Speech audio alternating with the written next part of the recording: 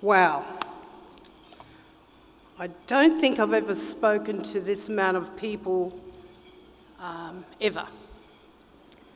I did in the old Council for Aboriginal Reconciliation to 2,000 CWA women in Sydney, but nothing compares to this. Thank you for having me. And thank you, Jamie, for your very kind and generous welcome to the lands of the Kaurna people. Wadamuli, Naiha, Nagadja, Bidjara, Mayada. As always, it's fabulous to be here in Adelaide. I first studied here in 1988 and 1989 at Flinders University.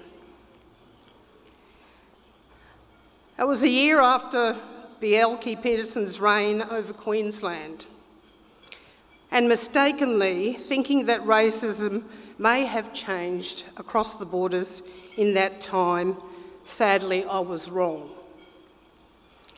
However, the connections and friendships I made in that time remain one of the most enduring experiences in my times of reconciliation and in my life.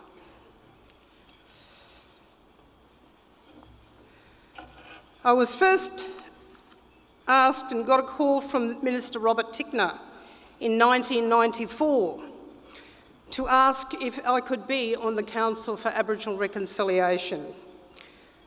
As always, I was sceptical about what was this new body and what was it all about. I told him I didn't want to let him know until a week after I pursued the glossy brochures that Reconciliation put out in those days. And of course to think about it.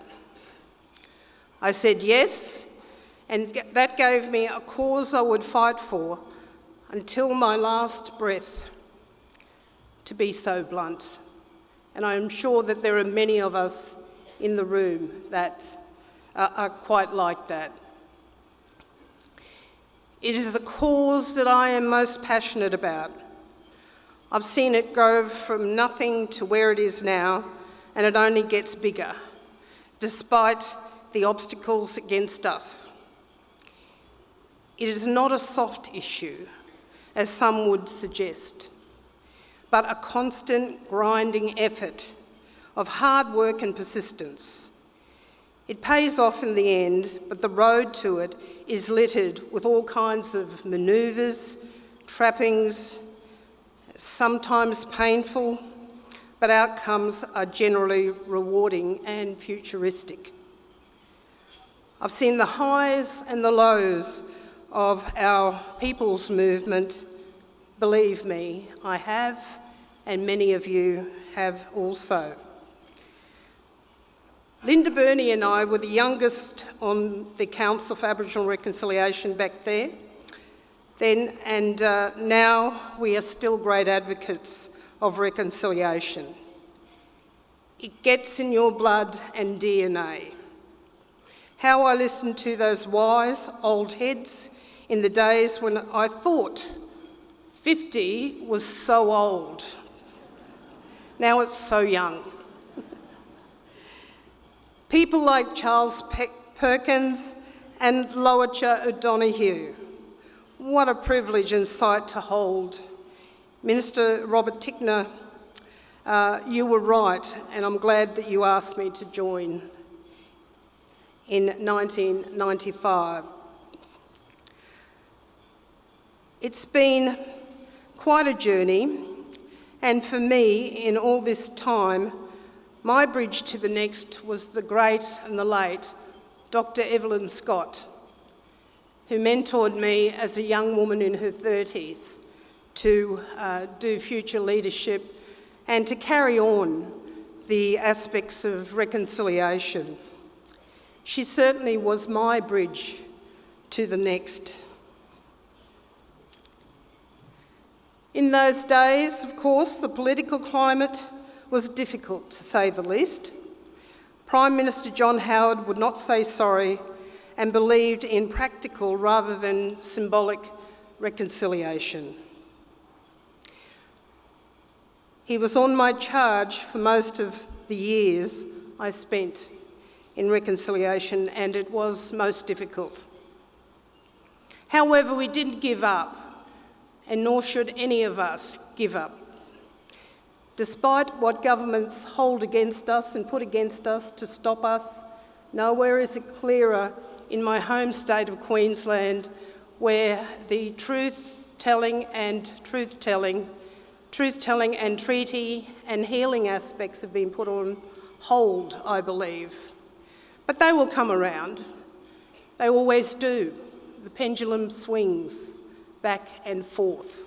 And some of us are very lucky to be caught in that really wonderful experience of getting ahead and really fostering the cause of our people. Back then too, there were our Australians for Reconciliation people. They were our foot soldiers who organised our partnerships and organised us and our activities to do the groundwork, because we were operating from a ground zero perspective. Now look at it. And I want to acknowledge Charmaine Foley, who's in the audience, who was our Queensland AFR person. Now, people say that those bridge walks were really something else, and if you were there, it was one of the most magnificent times of my life as we gathered on that cold and windy day in Sydney. I was never expecting the numbers who would show up. It was reported 250,000, but we knew there were more. And I remember the Deputy Chair, Sir Gus Nossel, in those days saying that if 250,000 people walked across the Sydney Harbour Bridge, then I'll be a monkey's uncle. Well, he was, wasn't he? Bless him. He's still with us. Of course, Evelyn is sadly gone to be with the ancestors now. But they led those times of the bridge walks that we see here. That was one of the very few times I felt that I could be an Australian. And the other one was during the Bicentennial March in 1988 in Sydney.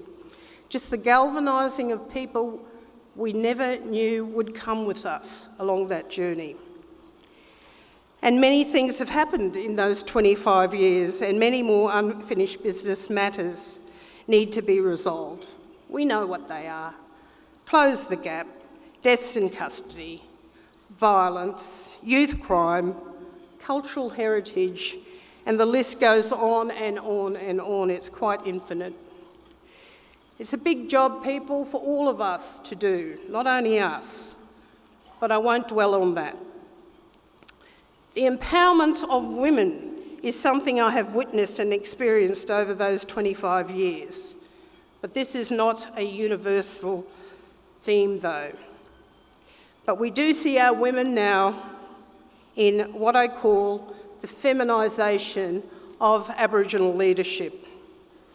Women on boards as CEOs in the arts, the military, and playing very pivotal roles everywhere across this country.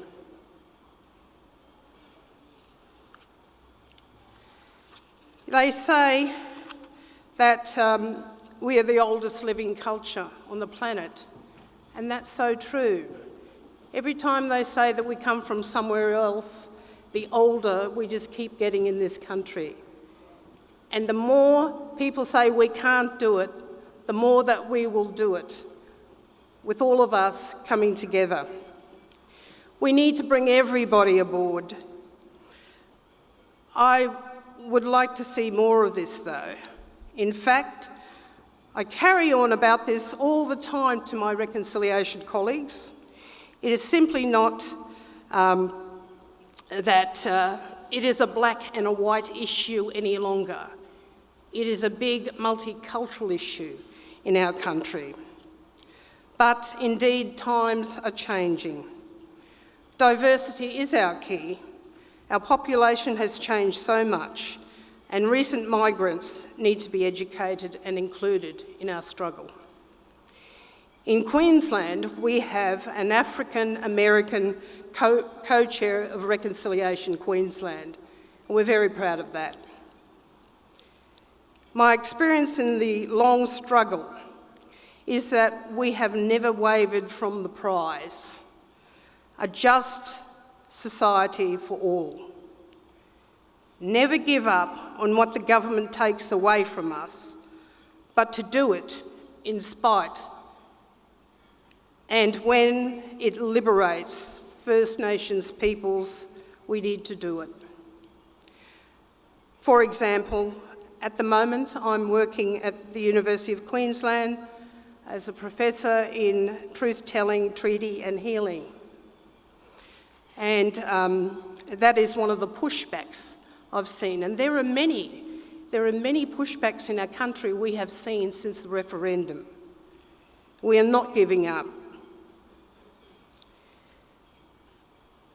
And it's very important, as we know, to hand over to the young ones who still have fire in their bellies.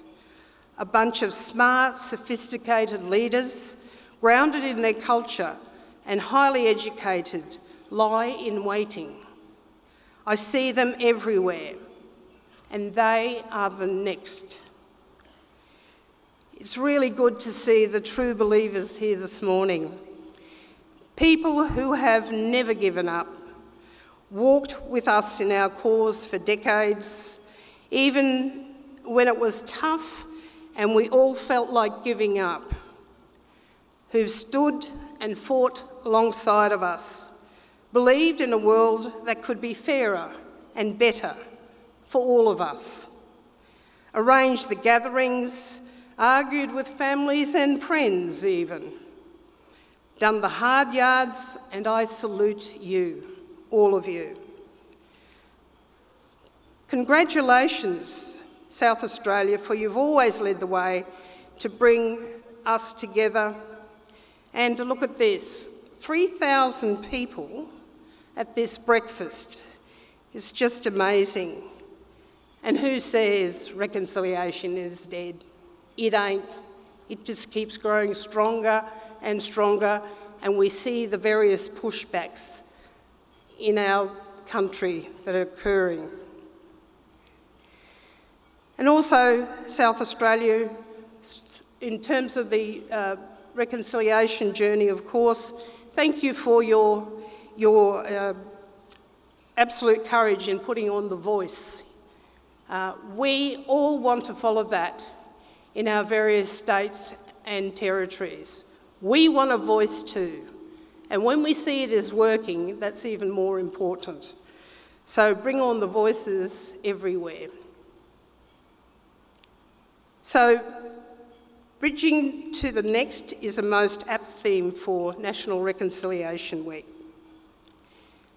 And I've just got one little thing that probably comes from left field for all of you, but I thought I would mention it. Many of us jump on planes, travel around the country. Less so for me now these days. I got dropped from platinum to gold, for all the people who know that. But, you know, it's, never mind.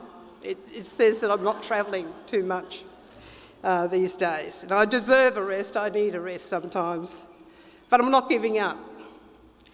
So this is my call to action to all of you in conclusion. It might be a small gesture, but nevertheless an important one. In light of the controversy received in our welcomes to country recently, the next time you get on a plane and they acknowledge the country where you are landing, please give them a thank you for doing so. I always do, much to their shock and surprise. But I do see the attendants' face light up and usually ask, is it terrible or terrible? People from Brisbane. And of course, I reassure you, it is certainly terrible, and they are not terrible people. So thank you. I want to thank you for inviting me, particularly Kirsty Parker, I heard, to speak this year. And of course, I forgot to acknowledge all you very important people in the room, which is all of you. You know, our fellow brothers and sisters, allies, friends, who come on our journey of reconciliation. Please do not give up. And to see the young ones here, that is great. That next generation, of course, is going to make us feel proud and privileged that we have laid the ground for them, and they will do something for us. So I wish you well in all your endeavours to bridge to the next Watamuli. Thank you.